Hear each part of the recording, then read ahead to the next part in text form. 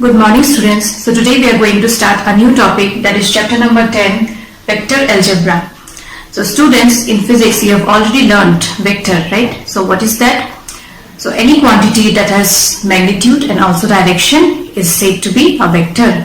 Okay? So you have already got the definition before in physics. So in this chapter also we will study the basic concepts of vector, various operations on vectors and their algebraic and geometric properties. Okay, so let's start with the definition of vector first. So what is a vector? A directed line segment. Now what is a directed line segment? A line segment will be there and the direction of the line segment will be mentioned. Okay, so a directed line segment is called a vector and it has both magnitude and direction. For example, suppose a line segment AB is given. So AB vector will be represented as this way. Okay, so we represent any vector this way, AB, and this represents the direction of the line segment AB.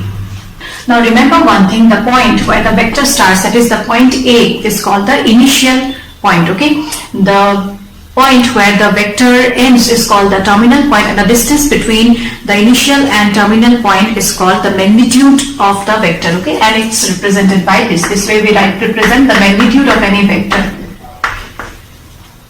Okay students, I think so the definition of vector is clear. So let's move on to the next definition now. The next definition is position vector. Now what is a position vector? Consider a point P, X, Y, Z. These are the coordinates of the point P with respect to the origin whose coordinates are 0, 0, 0. Okay. So then OP vector is called what? The position vector of P, where O is the initial point and P is the terminal point.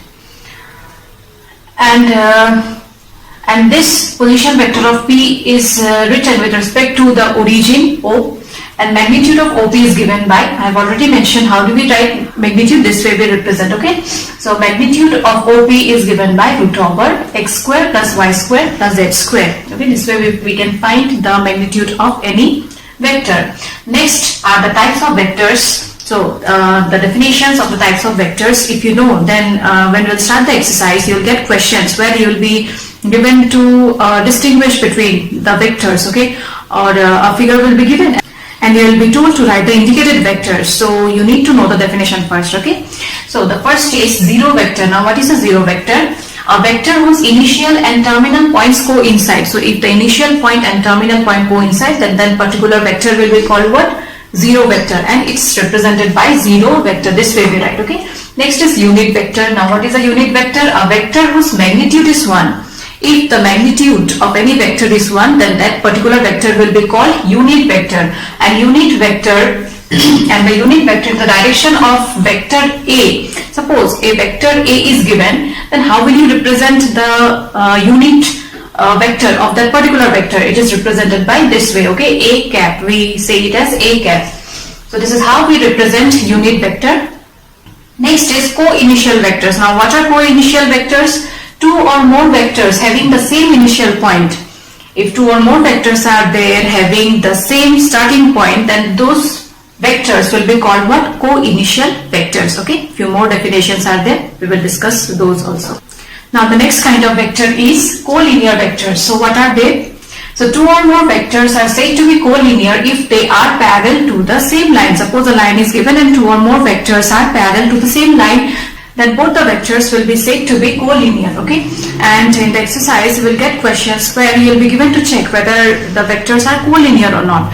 Okay, so for that you don't need to draw any plane and hence check whether the given vectors are parallel to the given plane or not. Okay, so in that case what you will do, you will go to the next definition, will apply that while solving the sums. Okay, so the definition is two vectors A and B are collinear if A vector is equals to some scalar lambda B vector. Okay, where lambda is any scalar. So what is a scalar? Quantity. So any quantity is said to be scalar if it has only magnitude and no direction will be there. Okay, so you have to express both the vectors in this form. A vector is equals to lambda B vector, or it may be B vector equals to lambda A vector. Okay, so if you can prove this, then both the vectors will be collinear.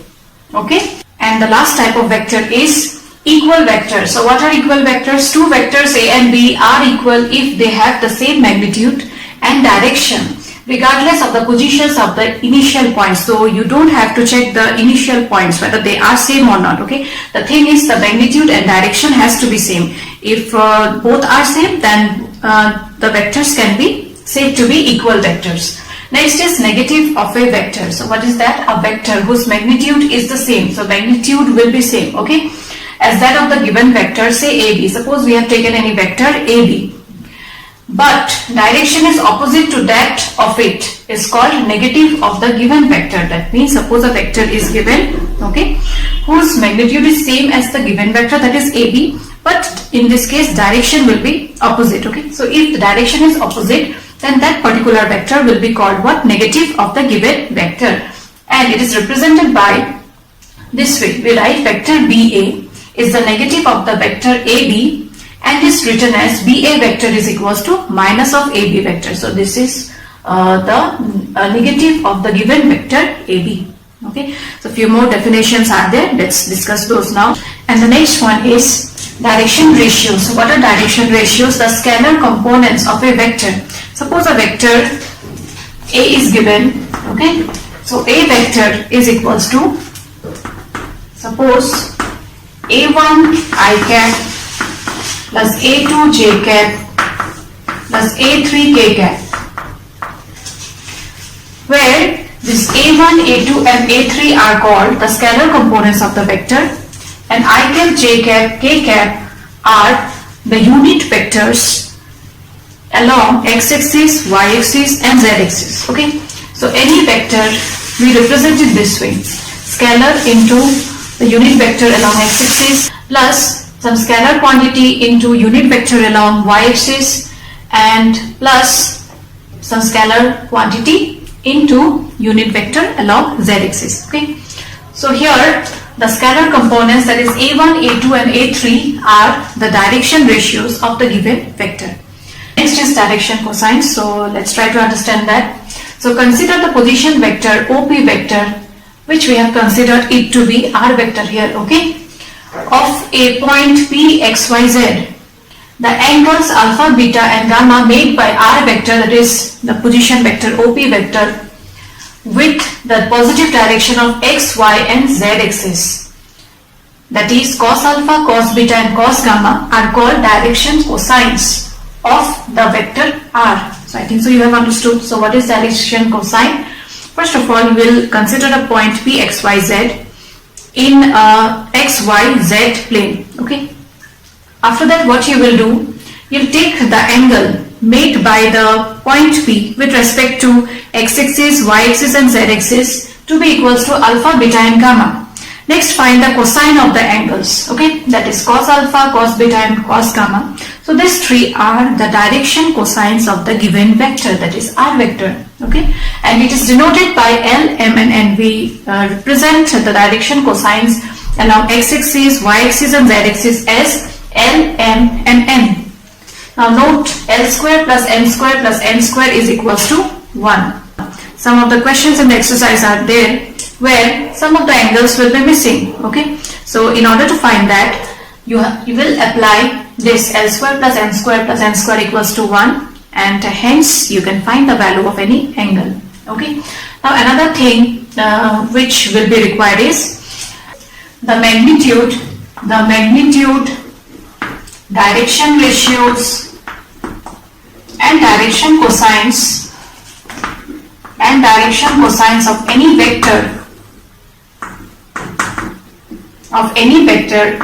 R vector is related as L equals to A by R, M equals to B by R, N equals to C by R, where A, B and C, these three are the direction ratios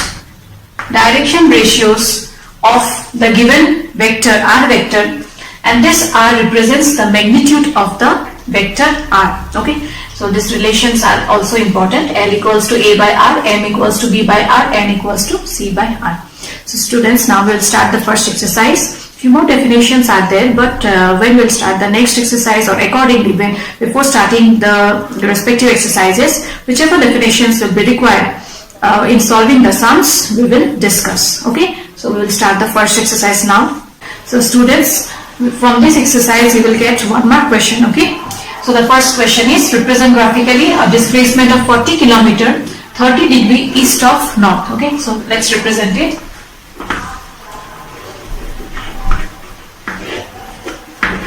So east, west, north, south. So you are given to represent a displacement of 40 km. So let this be a displacement of 40 km.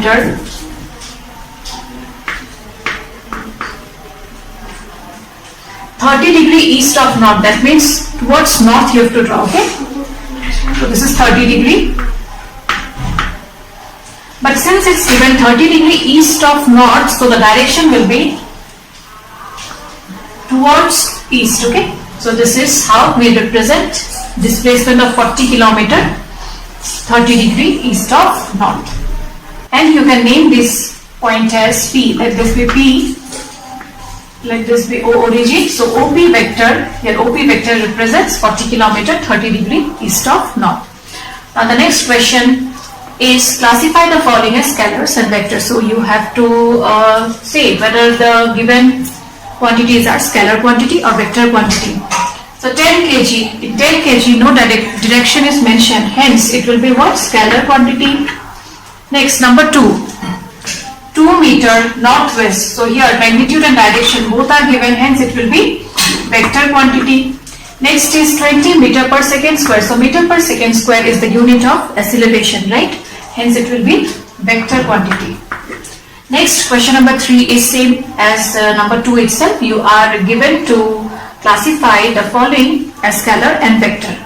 So the first is time period. So time period means the time will be mentioned, no direction will be there, hence it will be scalar.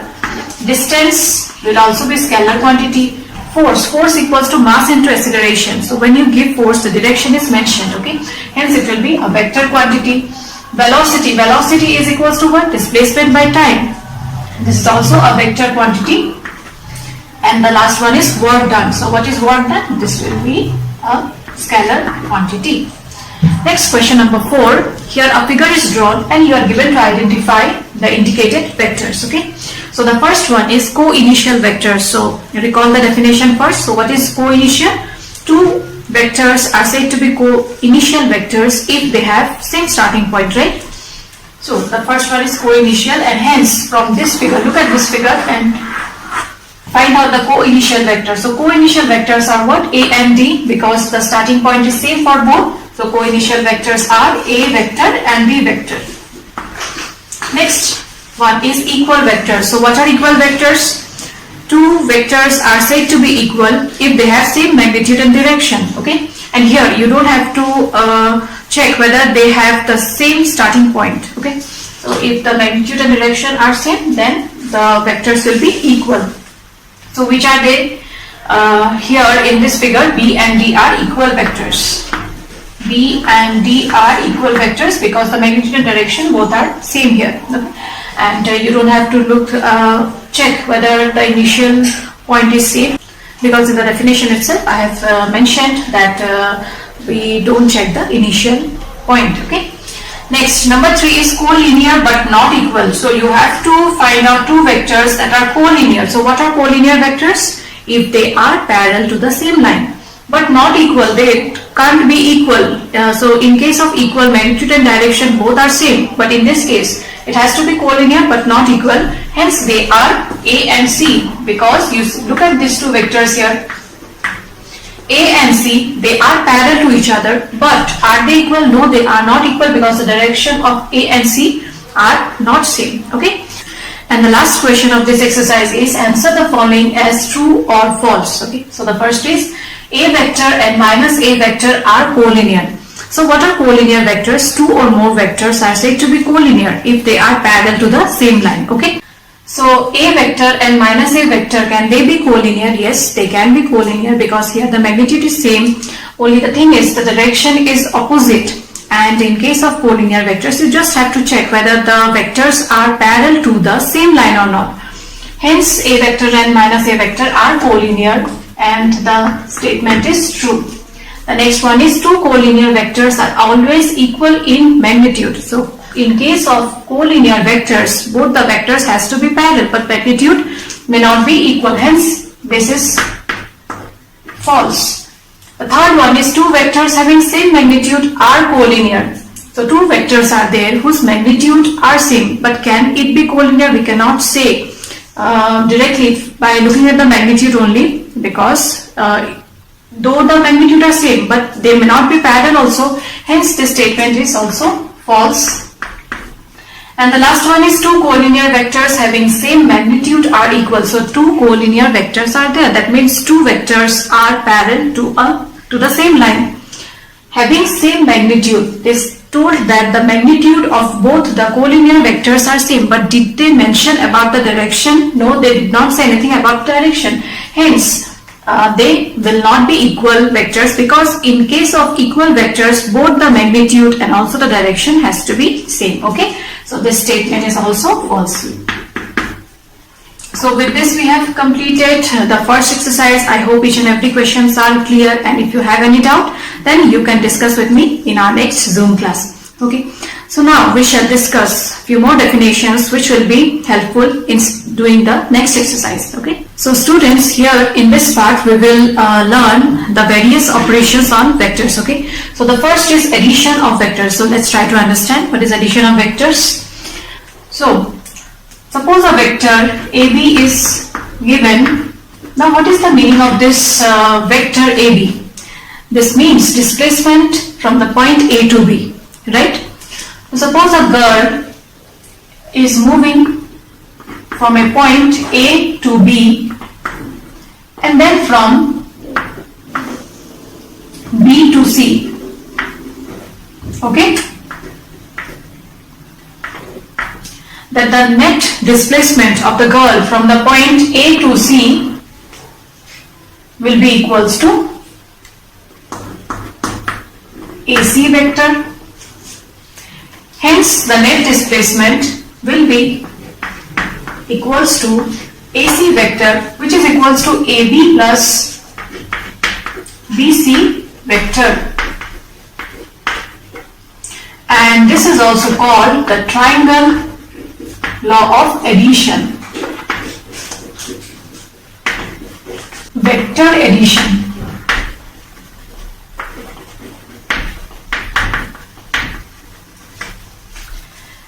Next, we will try to understand parallelogram law of vector addition. So what is that? For that, we will consider two vectors A and B representing the adjacent sides of a parallelogram. Okay?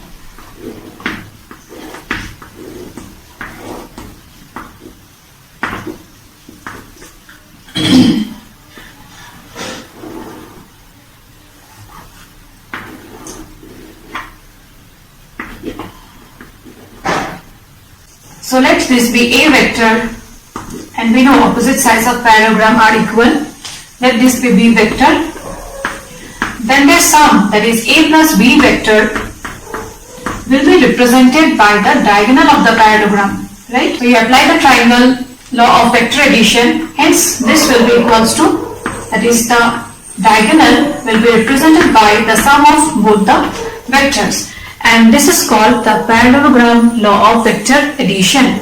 Okay students, I think so addition of vectors, this part is clear. There are also some properties of vector addition, and those properties you have already got in your primary school level. Okay, so they are commutative property, that is suppose two vectors are given A and B, then A plus B vector will be equals to B vector plus A vector.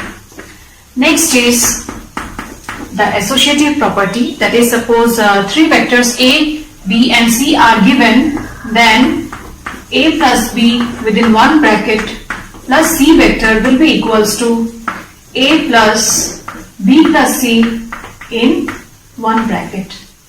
Okay, and the third is additive identity. So what is additive identity? We know A vector plus 0 vector will be equals to A vector, which is also equals to 0 vector plus A vector. Hence 0 vector is called the additive identity for vector addition. Additive identity for vector addition. Okay. So next we will discuss multiplication of any vector by a scalar. So now let's try to understand what is multiplication of a vector by a scalar. Let A be any vector and lambda be any scalar. Okay. So multiplication of this vector by a scalar is represented by lambda A vector. Okay. And both the vectors A vector and lambda A vector will be collinear. Why collinear? Because the direction of lambda A vector can be both positive and negative depending on the value of the scalar quantity, that is lambda. Okay. Hence A vector and lambda A vector will be collinear. Also the magnitude of lambda A vector will be equals to modulus of lambda into modulus of A vector. Now let's consider the value of lambda to be equals to 1 by magnitude of A vector, and when you substitute this value of lambda here, then you'll get magnitude of lambda A vector is equals to 1 by magnitude of A into 1 into magnitude of A, that is equals to 1.